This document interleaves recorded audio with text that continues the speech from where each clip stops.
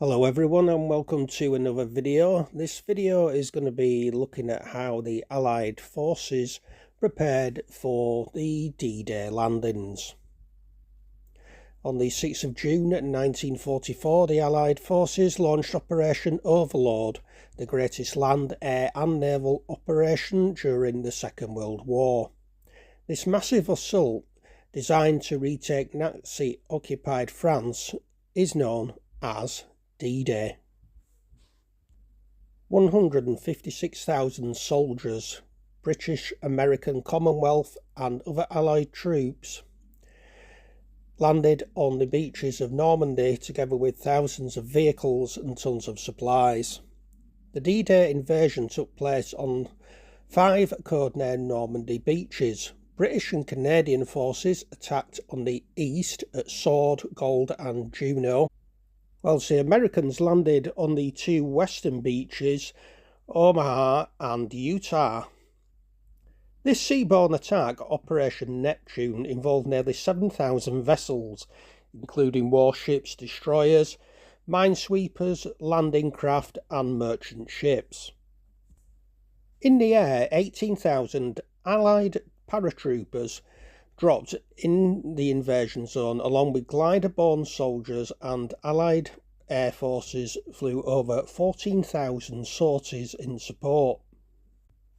D-Day marked the start of the long campaign to liberate northwest Europe from German occupation and laid the foundations for the eventual Allied victory in the west. However, the Normandy campaign came at a great human cost. It's estimated that over 425,000 Allied and German servicemen were killed, wounded or reported missing. In preparation for D-Day in 1944, the tide was turning against Germany. The Russians, Britain's allies, were attacking from the east, and British and American forces, who had entered the war in 1942, were advancing north from Italy. But France was still an occupied nation. In anticipation of an Allied invasion, German forces had heavily fortified France's northwest coast as part of Hitler's Atlantic Wall that stretched from Norway to Spain, a 2,000-mile chain of gun emplacements, obstacles, minefields and tank traps. Prime Minister Winston Churchill first mooted the idea of an invasion in 1940, but it was not until 1943 that President Roosevelt committed America to Operation Overlord, targeted for the following year. General D.Y. Eisenhower was Supreme Commander and General Sir Bernard Montgomery Commander-in-Chief. Precise intelligence was needed to pinpoint potential invasion sites. Spitfires flew aerial reconnaissance missions, covert surveys of potential landing beaches were made by divers and midget submarines. The French resistance provided details of troop movements and defences, and the British public was even asked to send in holiday photos and postcards. The data was forensically analysed down to each pillbox and gun emplacement. The 100-kilometre stretch of Normandy coast was identified as having weaknesses in its defences. Crucial to D-Day was fooling the German command into thinking that the Allies would invade Calais, the nearest French coast to Britain. Fake radio traffic, dummy landing craft and vehicles, double agents spreading false information, and a fictitious 1st US Army Group helped divert attention away from Normandy and contribute to the impression that the invasion force is far bigger than it actually was. The building of infrastructure in Britain to facilitate a massive seaborne invasion was key. Camps, depots and new roads were built along the south coast of England and Wales to facilitate the accommodation and movement of troops and equipment. These sites stored thousands of vehicles and tons of supplies ready to go by sea. Harbours and ports were filled with ships of every type, and beaches were given hard surfaces known as embarkation hards to enable the direct loading of vehicles from sand to ship.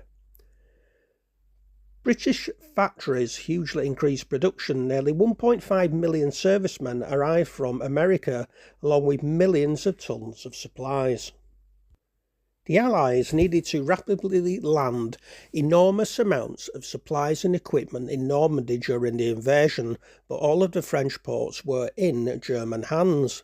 Before D-Day, in a colossal engineering project, British manufacturers prefabricated two artificial Mulberry harbours, mainly on the River Thames in London and on the River Clyde in Glasgow. The enormous component parts were towed by tugs across the Channel on the afternoon of D-Day and assembled by the military. Each harbour was the size of Dover. The design of each Mulberry harbour included 10 kilometres of flexible roadways floating on pontoons and capable of taking the weight of tanks from ship to shore. These were sheltered by 146 massive semi-sunk concrete phoenixes, each weighing up to 6,000 tonnes and armed with anti-aircraft guns and barrage balloons, along with lines of 60-metre long floating breakwaters and scuttled, obsolete merchant vessels.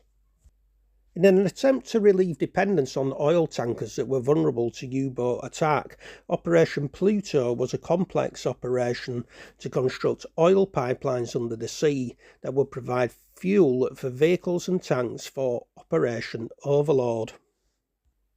The Pluto project was carried out in the utmost secrecy, with pipeline channels across land dug at night out of sight of enemy aircraft. The pumping stations and their power supplies were disguised by camouflage or hidden in everyday buildings. Fuel was stored on the Isle of Wight before being gravity fed into the pumping system and sent 60 miles under the Channel to France.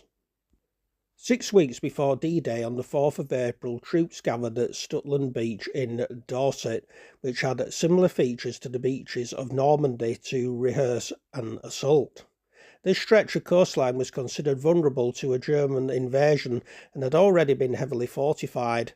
Thousands of men took part in the exercise and live ammunition was used, as well as rockets and bombs.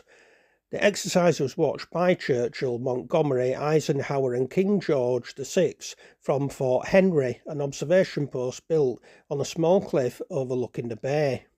A new type of amphibious vehicle, a modified Valentine tank, was tested during the practice assault. They were launched too far from the shore and 7 sank, and tragically 6 men drowned. The United States Army and Navy used Slapton Sands in Devon from the 22nd to the 30th of April 1944 to secretly practice the Normandy landings. This comprehensive rehearsal involved 30,000 servicemen and meant that 3,000 local residents were given 6 weeks' notice without explanation to leave their homes. The first practice assault was on the morning of the 27th of April and included live ammunition and a naval bombardment. Due to a catastrophic mix-up in communications, the seaborne troops came under friendly fire and an estimated 300 Americans were killed. The next day, on the 28th of April, an Allied convoy on its way to a rehearsal was attacked at Lyme Bay by heavily armed, fast attack German E-boats, resulting in 198 US Navy and 441 US Army dead or missing. The disaster was hushed up, and the truth was only revealed 40 years later when the Sherman tank was raised from the seabed. From D-Day to the 30th of August 1944, the end of the Battle of Normandy, the Allies had gained a vital toehold in Europe, forcing Germany to fight on 2 fronts and leading to her eventual defeat in Europe less than a year later on the 7th of May 1945. And there ends the video on how the Allied forces prepared for D-Day. I do hope you have enjoyed this video. If you have, please be sure to like, share and subscribe to my channel. It is free to subscribe, and I will point out I make no money from these videos whatsoever. The pictures in this video were provided by the Imperial Memorial Museum. Until the next video, please take care of yourselves. Thank you so much for your support, and goodbye for now.